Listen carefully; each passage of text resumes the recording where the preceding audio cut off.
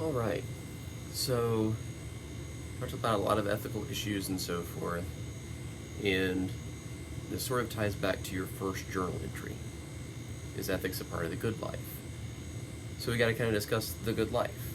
Right? We've discussed things like biomedical ethics, animals, so on and so forth, and to what extent does all of that stuff play into the good life? Right? Is it a good life, the better life, the ideal life, the life that we're all striving towards if we genetically modify and engineer things, or if we have pets, or if we go to zoos, so on and so forth. So I have a kid's book, because of course kids' books are the best. And it's an interesting example because I think the author is very clearly telling us what she thinks are aspects of the good life. Because we're going to have a contrast in the story between kind of two types of lives. And it's not city mouse, country mouse, or anything along those lines. It's the same character kind of having an experience of both of these. So I'm going to read you a book first, and we'll go from there.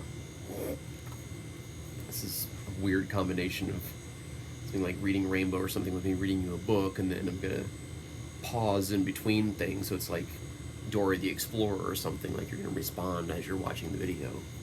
Soy Dora! Alright, so, Inventor McGregor. This is Kathleen Pelley is the author here. Never quite know where to hold the book so you can see everything. I guess we'll do that. Hector McGregor lived in a higgly house. A cheery wife, 5 children, and a hen called Hattie.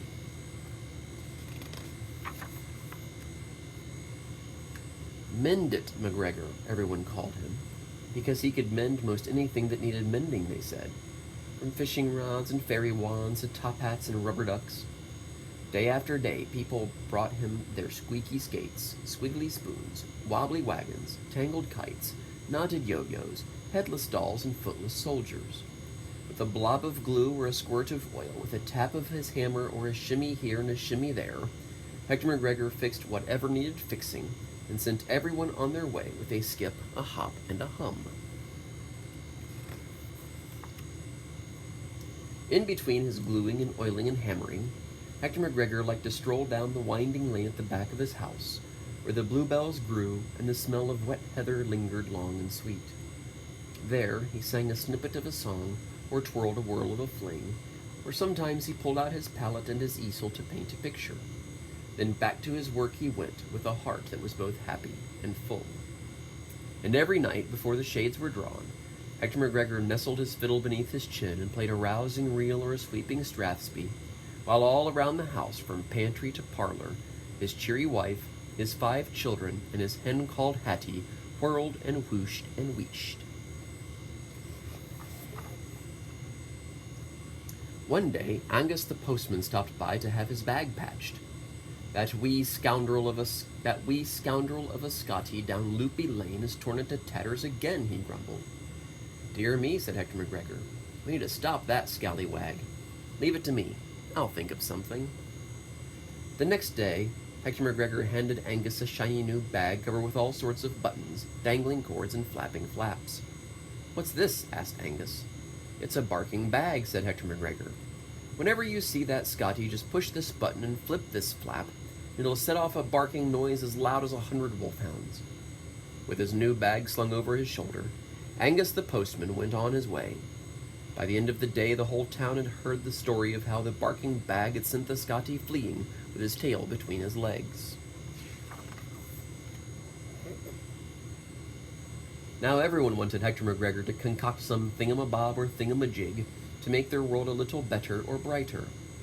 When Mrs. McKay complained about her boys who dawdled and dilly-dallied all the way to school, Hector McGregor crafted detachable monkey tails so they could swing and swoop and swish their way through the treetops. To lighten the children's school bags, he invented a paper pump that blew up their books with helium. Now down the road they sauntered, clutching their books above them like a bunch of bobbing balloons. For Mrs. McIver, who had triplets and a husband at sea, Hector McGregor pieced together some helping hands that she could strap to her shoulder. Every morning, with a flick of a switch, off they went, wiping noses, zipping zippers, tying laces, and holding hands. For Jamie Campbell, who always slept through his alarm clock, Hector McGregor built an alarm bed that popped his head from the pillow like a jack from his box. And for wee Willie Beatty, the smallest boy in his class, Hector McGregor cobbled a pair of bouncing boots so that he could see over walls and fences and heads. Inventor McGregor, everyone called him now, because he could invent most anything that needed inventing, they said. And in between his ideas simmering and sparking, Hector McGregor still liked to stroll down the winding lane at the back of his house, where the bluebells grew and the smell of wet heather lingered long and sweet. There he sang his snippet of a song, painted a picture, or twirled a whirl of a fling. One day, the president of the Royal Society of Inventors, Nigel Withers, paid Hector McGregor a visit. "Congratulations, Mr. McGregor," he said. "We're so impressed with all your inventions that we'd like you to become a member of our society. We want you to start working for us immediately in your very own lab in the city." "Why, thank you," said Hector McGregor, "but I don't think I'll need a lab. See, I like working here where I can sing and paint." No, protested Mr. Withers. "Real inventors don't have time for all that nonsense. They invent, that's all. Just imagine how many more gadgets and gizmos you'll be able to think up with a clear head and no distractions." Hector McGregor scratched his chin. He said, "Maybe you're right." In the next week, Hector McGregor set off to work in a city in his very own lab. Mr. Withers gave him a long white coat and a badge that read, "Inventor McGregor." Outside his door hung a sign with the words, "Quiet, Inventor Inventing."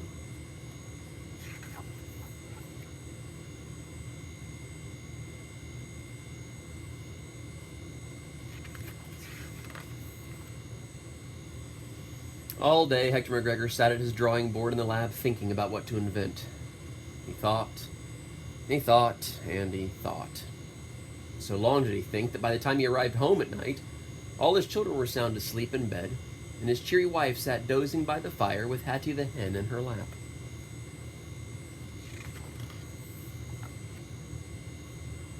The next day was no different, nor the next, nor the one after that.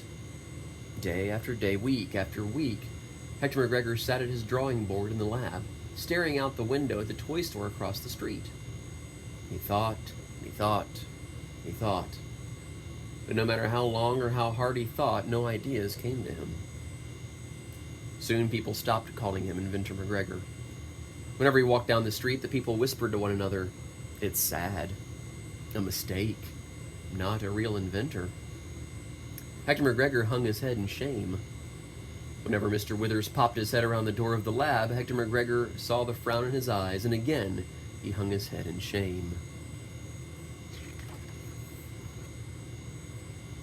Maybe I'm not a real inventor after all, he thought one day. Maybe I should give back my badge, my coat, and my lab. But as he was thinking this thought, he noticed some workers painting the toy store across the road. Suddenly, an urge tickled down his arms and into his fingertips. Up he bolted, out the door he flew. Across the street he dashed. "Quick, quick," he cried. "I need to borrow your brushes and paint." Bewildered and befuddled, the men handed them over. Back to the lab raced Hector McGregor with the buckets dangling from his arms.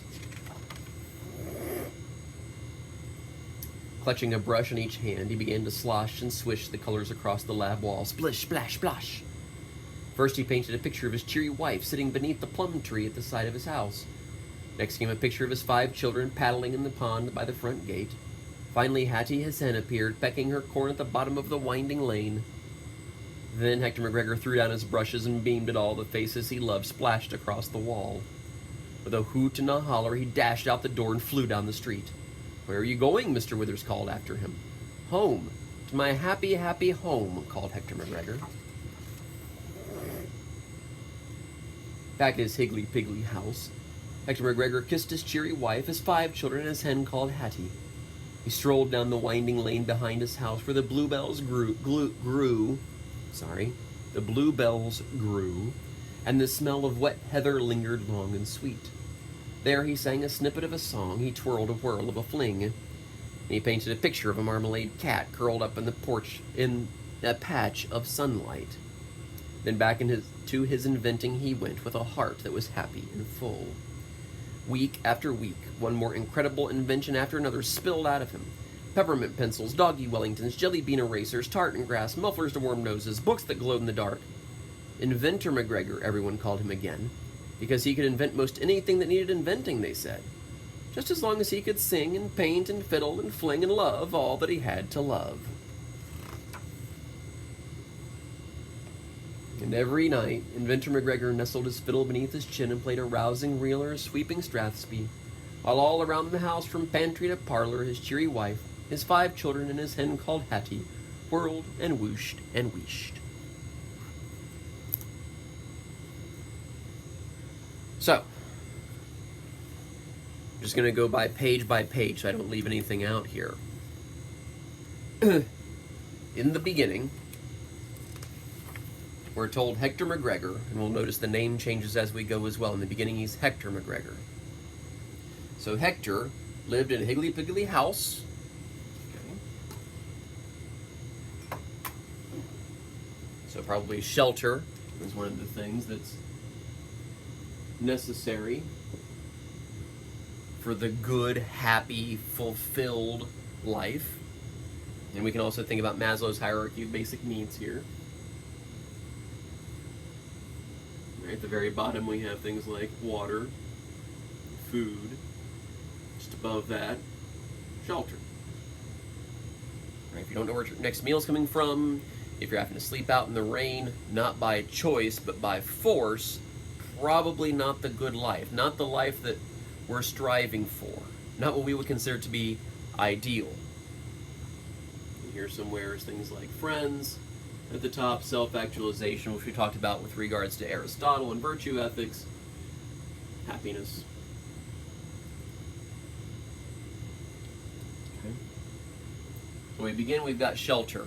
Immediately following shelter, we have this cheery wife.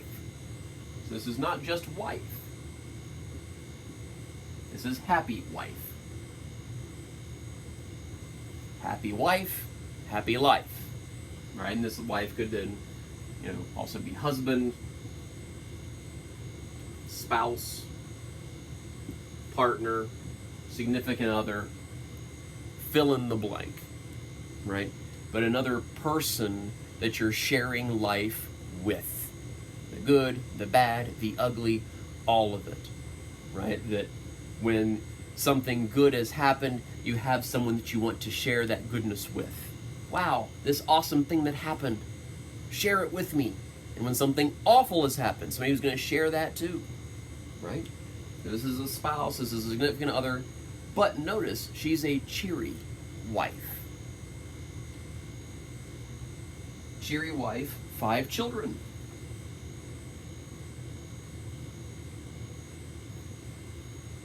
Kids.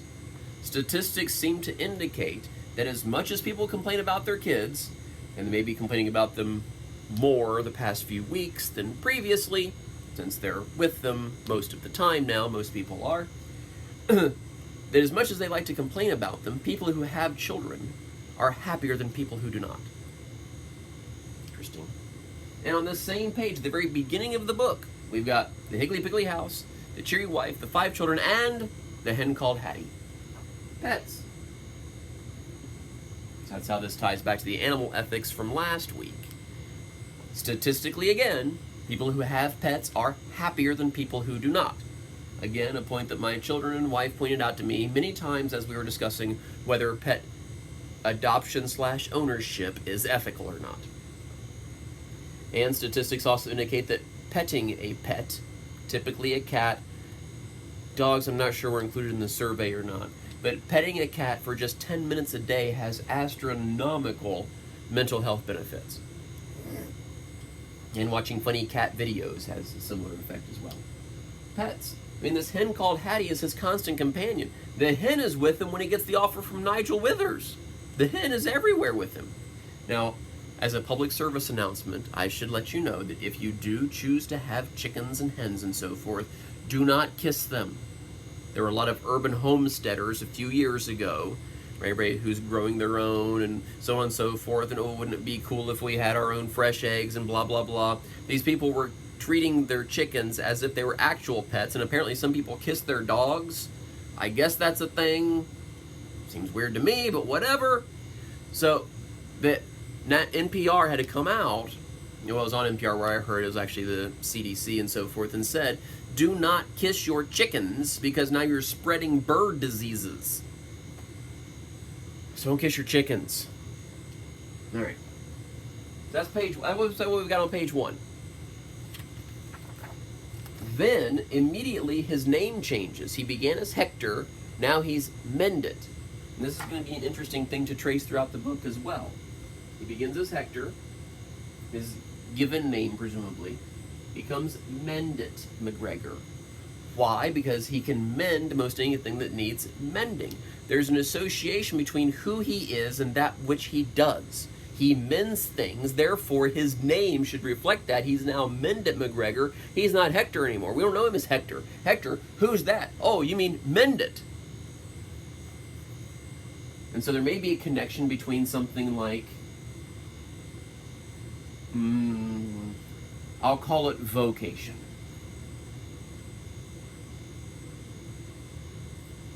And I don't recall if in class we had a chance to go through these distinctions or not. Probably not.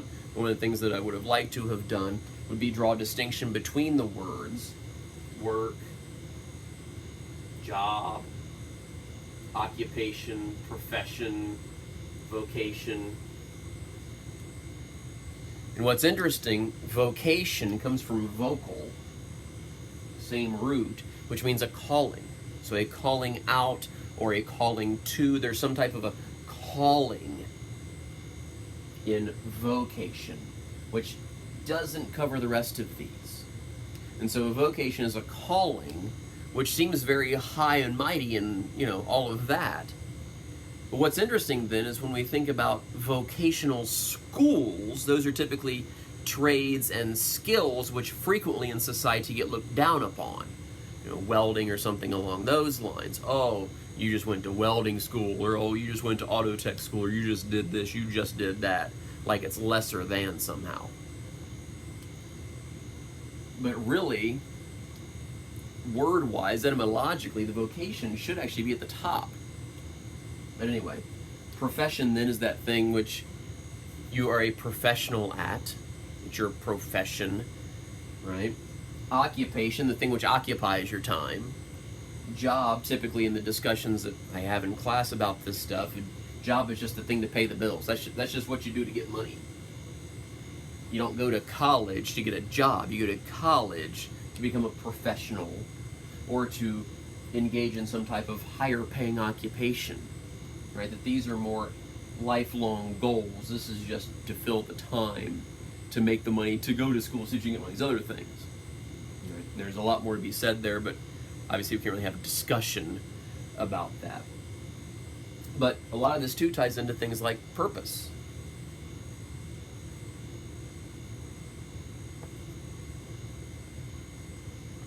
Purpose, purposeful, fulfillment, filled. You're filled what? Filled full, all the way full, because you're doing the thing that you're called to do, that you're supposed to be doing. Mendit McGregor, that's not just what he does, it's who he is. And so again, this combination between, and we talked about this when we talked about virtue ethics, right? Are you what you do, or do you do who you are? Right? I never quite know when frequently people will ask, so what do you do? Right? They're presuming how do you occupy your time? And because I'm a smart aleck, I say things like, what do you do? Well, I do lots of things. I love my wife and try to serve her the best I can. I love and serve my children. I love and serve my community. They're like, no. What do you do to make money, right? What do you do as a profession or as an occupation? Oh, that's what you mean by what I do, right? What's my function in society? Okay. All right. Right, but I think in general they're really trying to get at what's your purpose, right? What is it that gets you up in the mornings? Right, I've told you before about the dogs who experienced depression. I think I've told you before about my former professor at Kent State who, once he could no longer teach, died. But I never quite know, when they ask me what do I do, are they asking what I do, or are they asking who I am? Is there necessarily a connection between these things? I never quite know whether I should say, I teach, which that's the thing that I do, that's an action, that's a verb, or if I should say I am a teacher, which then reflects something about my personality and who I am. I am this thing. This is how I identify myself. This isn't just something I do, it's a reflection of me. He's not Hector anymore. He's now Mendit McGregor, because he can mend most anything that needs mending. And how do we know he can mend what needs mending? Because people are coming to him with their problems, with the things that need mending. And so in some regards, is he Mendit McGregor or is he Helper McGregor? He's helping particular people with particular problems. They're coming to him, hey, I've got this, a wobbly wagon? A wobbly wagon. Can you mend it? Sure can. So maybe that's his purpose, maybe that's his calling, is helping people through this particular way of mending. So day after day they brought him stuff, he can mend anything. Hector McGregor fixed whatever needed fixing. He's a fixer. Fixer McGregor. And what happens after he fixes things? People go away with a hop, a skip, and a hum. People are happier after their interaction with him because he's fixed the thing that they wanted fixed. And so I wonder if there's some reciprocation here, that he's being fulfilled because he's seeing these other people happy. This is not a surprise to anyone. Many people are experiencing depression right now in the world because most people are stuck at home. Right here in Ohio, we have the stay-at-home thing. Other places, it's even more extreme than that. Other places around the world. And people are experiencing depression. They're not being filled by interactions with other people. They're stuck with the same people all the time, presuming there are other people in their home. Some people are stuck alone. And yes, you can do this and you can video chat and the Zoom and all of that, but this is not the same thing as breathing the same air together, as having a conversation together. Even if we did the Zoom thing, it wouldn't be the same in this atmosphere than it would in the classroom. It's a completely different thing. The discussion boards are not the same thing as me asking you in person with my hands moving and my voice inflecting and so on and so forth. It's a completely different thing. This interaction with other people, and that'll come along again later as well, when things aren't going well, and they're like, it's a mistake, it's sad, so on and so forth, and that impacts him greatly. That there is this, we are social animals, says Aristotle, right? The care ethicist would talk about this connection we have with others as well. And so to some extent, we do sort of need others. Or a community. Or just simply encouragement. We talked about that when we talked about Plato. If you get no encouragement for your piano playing, how long are you really going to play piano? Probably not very long. Which reminds me, I should write this abbreviation on the board too. Another book I was reading, not a kid's book, an actual book adults should read, nonfiction thing, was saying that these 5 things are what we need on a daily basis. Seeds. And one of these E's is encouragement and words of encouragement. Right? And again, think about the word encourage. To put courage into. To infuse someone with courage. The courage, what? To go on, to move on, to continue living life, to continue pursuing. Encouragement. The other 5, just because I'm thinking about it, don't want to forget. The other 5, the other E is exercise. Moving body, moving mind, health, physical health, so on and so forth. Hector McGregor seems like he's in pretty good shape. He dances and stuff. So physical activity. Physical activity / dancing.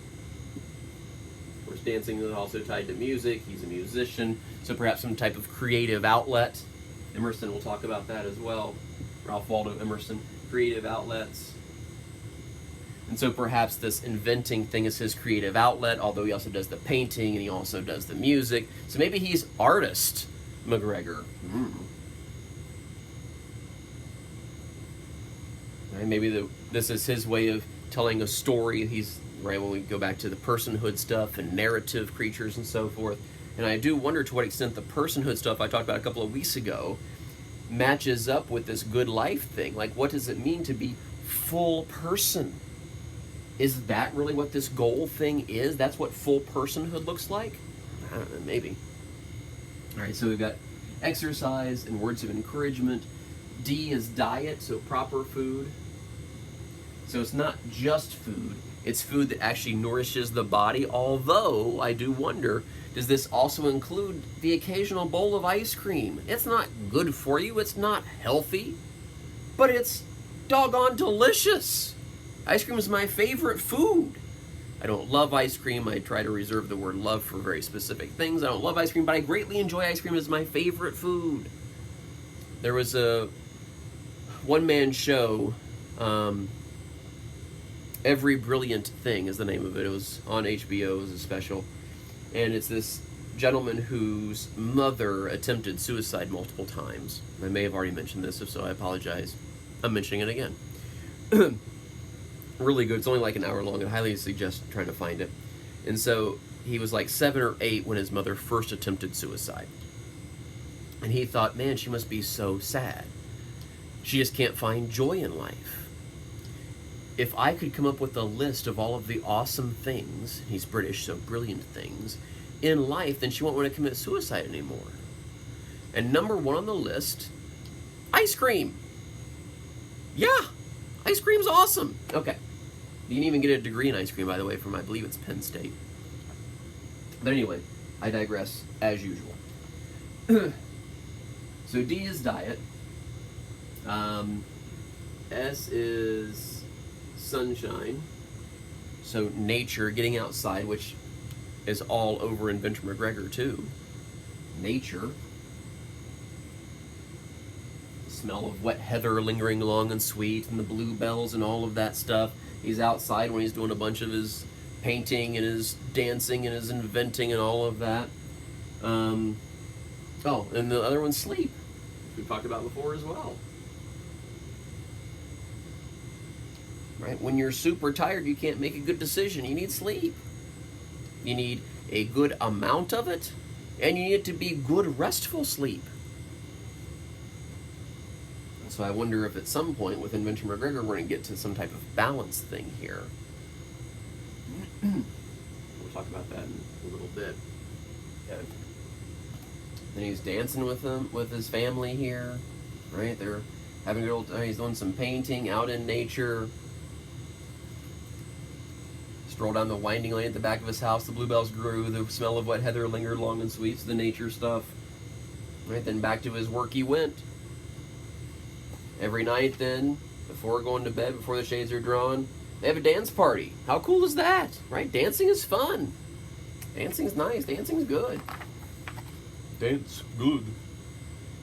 And then Angus comes to another person with a particular problem. Right, he fixes the problem. More people, more problems. Everyone wants him to invent something, concoct a thingamabob or thingamajig. And poor Mrs. McIver here, her husband at sea and so forth. And Inventor McGregor is now what everyone's calling him. So he's moved from Mendit to Inventor McGregor. He's inventing things now, not just fixing things. Kind of the next step of creativity. Inventing anew, creating something anew. And then we get to the blue page. It's rainy. I'm presuming Hector McGregor is Scottish, especially with Angus the postman. I'm guessing Nigel Withers is probably British. There's a whole British versus Scottish thing going on here. Nigel Withers is the bad guy. Why? Because he's asking Hector McGregor, Mendit McGregor, Inventor McGregor to give up all of the stuff which inspires him. Inspiration. One of my favorite words. Spire. Maybe I've done this before too. If so, I'm doing it again. Spire, breath, or spirit. To be inspired is to be breathed into. To be spirited into. To have your spirit encouraged. Interesting. That's inspiration. Right? To expire, expire, is to breathe in the past, but no longer. Expire, dead. You're no longer breathing. It's over for you. To respire is to breathe again. Taking another breath, respiration. Expire, inspire, respire, conspire, to breathe with. When you conspire with someone, you're breathing together an idea or something along those lines. Spire, so good. Love the word spire. Okay. So Nigel then comes along and says, no, ditch all that stuff. But what if Nigel actually isn't a bad guy? What if Nigel's onto something? What if Inventor McGregor's thinking too small? What, you think Mrs. McIver's the only mom who could use Dr. Octopus arms to help? There are tons of people out there who could use those arms. Tons of people could use the alarm bed, the, spring the kid out of the bed thing. There are tons of people out there who could use the books filled with helium. Everything he's inventing for these individual people could be manufactured in mass and helping even more people. He's thinking too small. Right? He says you'll be able to invent even more. Think about the postman in Manila, Philippines, who also gets attacked by dogs. Don't you think they'd like to have a barking bag too? Perhaps McGregor has an ethical obligation to do more with his talent.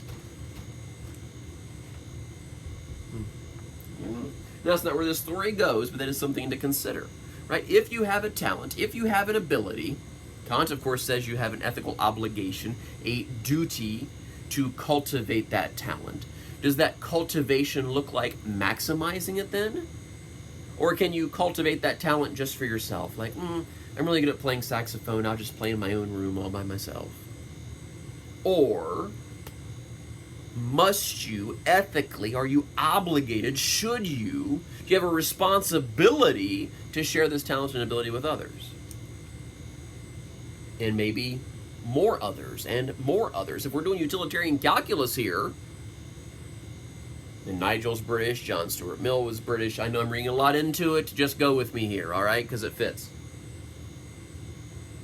Nigel Withers, like, look, you're not maximizing happiness here. Yes, you're bringing Angus more joy. That's nice. But you could bring even more postmen more joy. Let's get going here. And there's Hattie the hen, of course, his constant companion. Notice he's not kissing it, though. Not kissing the hen. All right, so he goes into the city. It's his nice, plain lab here, right? Nothing to distract him, but also nothing to inspire him. Perhaps a fine line between inspiring and distracting. It's still raining. Again, it's probably Britain, it's probably London. Rains all the time in London.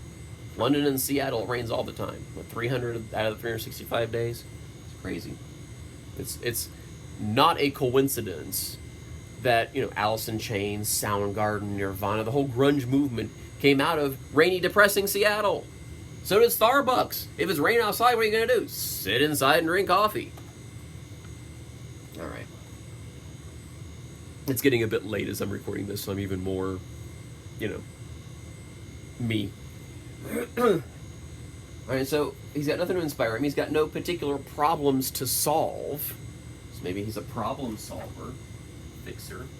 He's got no particular problems to solve. He's just given this blank slate, which is too blank. So I got nothing. This is kind of how I imagine that you guys are when you're writing exams for my course. You're sitting there, you're thinking, you got nothing. Just a blank piece of paper, your computer screen, the cursor is just continuing to taunt you by blinking. And you're just like, I got nothing. Then you smack your head on the table. I got nothing. So by the time he gets home, all that he loves is asleep. He can't spend time with them.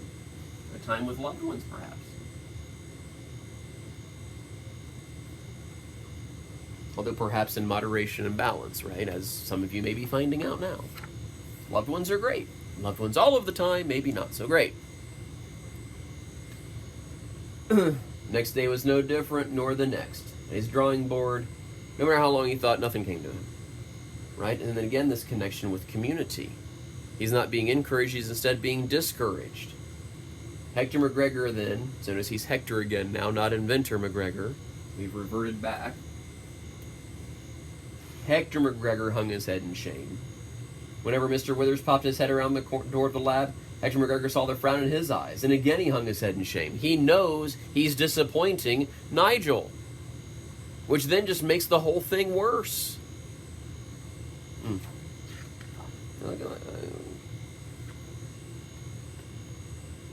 That reminds me of Sideshow Bob or something there with his hair. He begins to question, maybe I'm not an inventor after all. I haven't invented anything. Right? It'd be odd to call someone brave who hasn't committed acts of bravery. It'd be weird to call someone a hero who hasn't done anything heroic. It's weird to call him Inventor McGregor if he hasn't invented anything, and he hasn't invented anything in a while. So he's Hector again. And suddenly an urge tickles down his arm into his fingertips. He's inspired now. What's he inspired by? The toy store, the painting, the art, the play.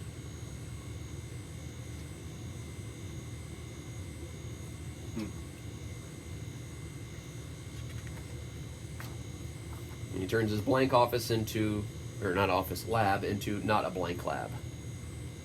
And he paints everything that he loves. The wife, the kids, the hen. The important stuff of life for Hector McGregor / Mendip McGregor / Inventor McGregor. Splish, splash, splosh, so on and so forth. Yeah, and these pages always remind me of the original Curious George book.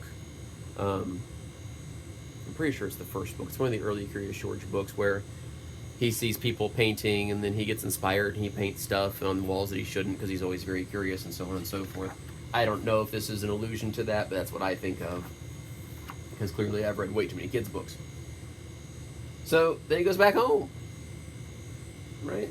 The nature and so on and so forth. He's outside. Now thoughts are just coming to him all the time. He's got a heart that's happy and full.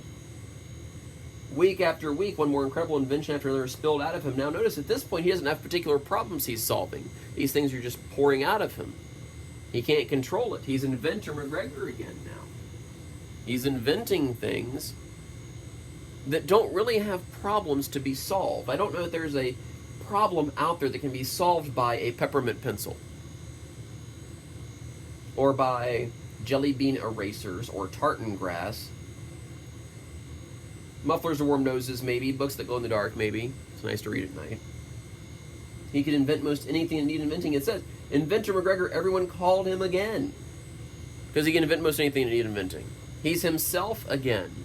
In his natural habitat and so forth.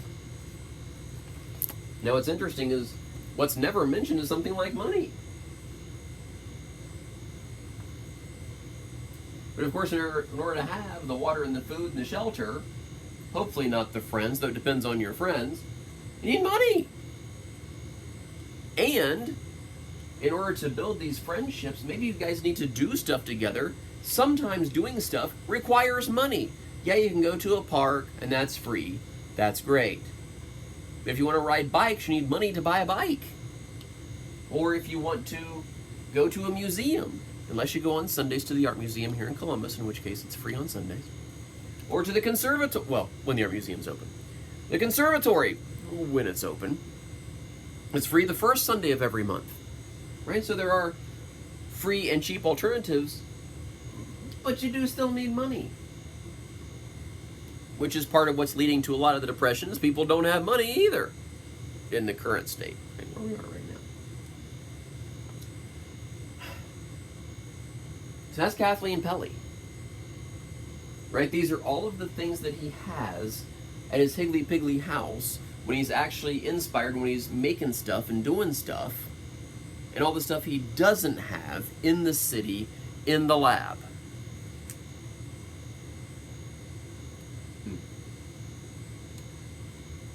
More ideas about what the good life is. I think about movies, because I've seen way too many of those also. Think about Singing in the Rain. There's a movie critic who claims that the title scene from Singing in the Rain, Gene Kelly singing and dancing in the rain, is the, quote, reaffirmation of life itself. And so then I think, well, what's going on in that scene? Well, we have nature. He's out splashing in puddles, which also seems very playful and childlike. He's got love, right? He's got love in his heart and so on and so forth. The W. Reynolds character, right? He's falling for her and so forth, right? So let the rain fall, 'cause there's a smile on my face, right? I'm happy. I don't care if it's raining. Isn't that cute? Just dancing, singing, right? Music, perhaps music itself is important. Dancing and singing in the rain, right? I think about Porgy and Bess, right? One of the songs from there. I got my gal, I got my song, I got my Lord. Oh, I got plenty of nothing, but nothing's plenty for me. So I got my song, I got my gal, I got my Lord. I think about the song I've Got Rhythm, another Gene Kelly one. I've got rhythm, I've got music, I've got my gal. Who could ask for anything more? Got daisies in green pastures. So again, it's alluding to a lot of this stuff on here. Yeah. I think about de-stress fests or stress relievers on college campuses. I'm the weirdo philosophy prof who reads to see, gee, what are they having at this event that I'm not going to? But I wonder if that alludes to what the college thinks brings about happiness, right? Because one thing that doesn't seem to bring about happiness, at least not in large doses, is things like stress. Stress, bad. We want to avoid stress in general. Although, again, if you look at the research, a certain amount of stress actually increases performance on things like exams and sports and so on and so forth. So here's some of the things that I've noticed that occur at these de-stress fests or these stress-relieving things typically occurring during finals week. Games, bubbles, snacks, dogs, Lego, which, by the way, even the plural of Lego is also Lego. Legos is actually not correct. Balloons, art, chalk, painting, Nerf wars. There was one I saw which was really interesting. It was the same one that had the Lego, I think, also had a, quote, smashing station. So there's the creative and there's also the destructive. You can go destroy some stuff, get some stress out. And then go build some stuff too. Because that gets stress out too, artistic creation, so on and so forth. This is from a book, Slow is Beautiful, The Subversiveness of Joie de Vivre. I'm sure I said that wrong because I don't speak French, unlike my wife who speaks like every language. She's way smarter than I am. I just ask tons of questions, I don't know the answer to anything. This is by Cecile Andrews, who's an United Statesian expatriate who now lives in France. And of course, France is so much better, and here's why. And so she talks about the importance of play. She quotes Plato, all life should be lived as play. So she talks about this book in 1934 by a fellow named Johann Huizinga called Homo Ludens, where he sets out to prove that play is the most important thing in life. To him, it was the source of all civilization, culture, arts, weapons, all developed because of humanity's instinct to play. Then back to Cecile then says, it's easy to see why play is anathema to us as a culture. We do nothing except for secondary benefits. We walk for fitness, develop contacts instead of friends, join boards to help us move up. We go to school to get a good job. We read books that make us look intelligent. We do almost nothing for fun. We must not forget psychologist Tim Kasser's findings that people who are motivated by extrinsic goals, such as status and wealth, never score as high in measures of happiness and well-being. There's this thing called the imposter syndrome, which is out there, which plays into this as well. No matter what amount of external success you achieve, you always think, oh, but I'm eventually going to get found out for being a fraud. I'm not as smart as everyone thinks I am. I don't deserve all of these accolades and so on. And of course, that's the big thing in education, how to make extrinsic goals intrinsic. Enjoy reading because reading is cool instead of because the more you read, the more points you get, and then you get a prize out of the toy box or whatever. Back to Cecile, play is purposeless. Play is a way for us to connect with the larger energy of the universe. Connection. How much does connection cover all of this? Connection to community, connection to significant other, connection to kids, connection to pets, connection. We've talked before about isolation, depression being not good things, loneliness, all of those. Play is absorbing. Play is a time away from ordinary life. You forget about efficiency, productivity. The bottom line, you're free. To what extent does freedom encompass a lot of this stuff? Although, seemingly freedom with some parameters. McGregor had complete freedom in his empty lab. Hey, boom, paper, pen, go. You're free to create whatever you want. And that complete and utter freedom led him to create nothing. Jean-Paul Sartre were condemned to be free. I talked about that with the personhood stuff. Play is a time away from ordinary life. You forget about efficiency, productivity, and the bottom line, you're free. And so there has been this increase during this whole stay-at-home, quarantine thing. There's been an increase in board games. The factory that produces most of the puzzles that we purchase, it's in Germany, has had such an increase and such a demand for puzzles that they're now running around the clock, their factory, producing puzzles. Right? Why? Puzzles, board games are distractions away from what's really going on out there outside your house. What's happening out there? Well, nothing, because everyone's stuck in their house, because if they're not, people die. Like, this is, you can only watch the governor's address for so long before you're like, man, I just got to get away from all this stuff. I got to go play a game. I got to do a thing on the computer, whatchamacallit, play a game on here or something. Play takes you away, much like Calgon did back in the day. A reference that no one gets, forget about it, never mind. Play is intense, it's often dramatic. When you play a game, it's exciting to see who wins. When you watch a play, you're swept up in the drama. In play, you forget about self-consciousness and you express yourself freely. Play is, more than anything else, Cecile says, the expression of pure joy of being alive. Ideally, this play should take you into nature, into movement, into connection with yourself, with others, and with a wider life. This reminds me of the Discover the Forest campaign from a few years ago. The National Parks industry, the National Park Service and so forth, were trying to appeal to kids. And so this was public service announcements on during what would traditionally be kids programming. And the slogan was, go out, discover the forest, discover the other you, right? Discover the other part of yourself, the part of yourself that isn't stuck in a classroom for 6 hours a day. The you that's completely free to explore and discover awesome new things and to play, just run around, right? In the Scandinavian countries, the hours of the school day are dominated by recess more so than in the class. Whereas here in the United States, we have it in extreme reverse, right? Even back when I was a kid, which was, granted quite some time ago now, I remember we had 3 recesses a day. We had morning recess, we had recess at lunch, and we had afternoon recess.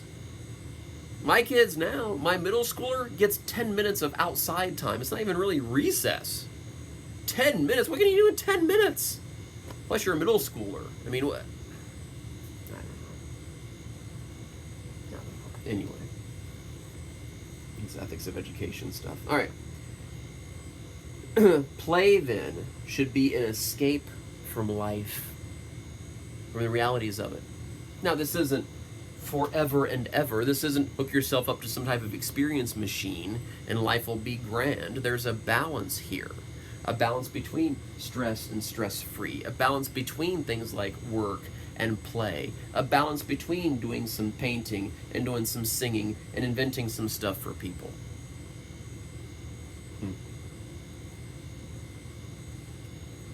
It's interesting that the goal for so many people, it seems, is retirement. And maybe this is just Schrappe. Schrappe feels like he'd get really bored. There's a whole lot of stuff I want to do. I'm going to teach myself how to play ukulele and guitar and piano. Like, music's awesome. I want to learn more about it and all that. I want to try painting, right? I watched Bob Ross. He makes it look so easy. So, of course, I could do that, too. Really, I couldn't. I would probably stink. I've taken one painting thing. It turned out not awful. Right?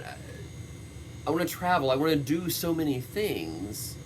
But I don't want to do those instead of the things I'm already doing. I want to do those in addition to what I'm already doing. Like, I couldn't imagine not doing this. I mean, I can imagine not doing this. You know what I mean? Teaching. Like, I don't know what I'd do. I'd have too much time on my hands. And so I'd do nothing. Go back to Heidegger and personhood and so on and so forth. Right? But again, maybe that's just me. Maybe that's just me. Psychologists find play to be important for healthy relationships, strong families, and even spiritual growth. Play can make you forget about anger and worry and anxiety. We need our own special dances and celebrations and parties. And so think about the things that occur at parties and celebrations. What do you have? You have food. You have games. You have music. Maybe that's an indication that, hey, these are the things that are the good life. Because when you're at a party, you want to be having the good life. What you typically don't have at a party is people off in the corner doing calculus. Just saying. And calculus is fun. I like calculus, but I'm not doing it at a party. Cecile then goes on to talk about laughter. She starts by quoting Patch Adams, the actual person, not the character. Wearing a rubber nose wherever I go's changed my life. Dullness and boredom melt away. Wearing underwear on the outside of your clothes can turn a tedious trip to the store for a forgotten carton of milk into an amusement park romp. Humor's the antidote to all ills. People crave laughter as if it were an essential amino acid. I believe that fun is as important as love, says Patch Adams, the doctor. So Cecile then goes on to say that laughter redeems everything. When you laugh, you feel transported, free, expanded. Laughter increases the secretion of natural chemicals, endorphins that make people feel peppy and good. Laughter is a bond to other people. It gives hope, which in turn stimulates a person's ability to solve problems creatively. And then a few other things that Cecile thinks are important to the good life. Reflection, thinking, yeah, that's probably good. So says the philosophy prof.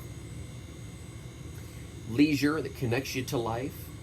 Solitude, to some extent, not pure isolation, but solitude, time away, typically to reflect and connect. Connection to others, the arts, travel, studying and thinking. What Cecile says, that's the good life. Okay, maybe.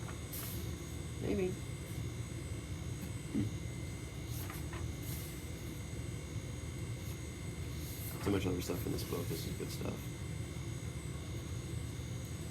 Not that I'm saying Cecile Andrews is right about this, but it's a very interesting book to read. I highly recommend it. And then just think, is she right? Is this what the good life is? I don't know. And again, to what extent do I need to sell out to get to the good life? And to what extent is the selling out leading me away from the good life? I don't know. I don't know. So lots to think about with regards to the good life. And I'm primarily bringing this up because this will be an aspect of the final exam. Okay, so part of the final exam will be asking about things like the good life. And notice, maybe ethics incorporates a lot of this stuff too, this connection with others. If you're ethical, then you're more connected or something. I don't know. Or maybe ethics is just stupid and you don't need it for the good life at all. But part of the final exam then will be asking about the good life, what you think aspects of the good life are that need to be included, and the connection between this thing like job and vocation and so forth. Do you have an ethical obligation for your vocation to make the world a better place? Or is it just as ethical to just make some money? And maybe that making money looks like exploiting other people. Maybe, I don't know. I don't know. And this is kind of laying the groundwork for some of the issues that are going to come up on the final. And it's also laying the groundwork for future discussions about things like relationships, because this whole thing's about connection, really, it seems. And so what does that look like with regards to relationships, especially with things like significant others? Ethics with regards to polygamy. Can I have multiple significant others? What about arranged marriages, ones where I don't choose my significant other? What about having no significant other?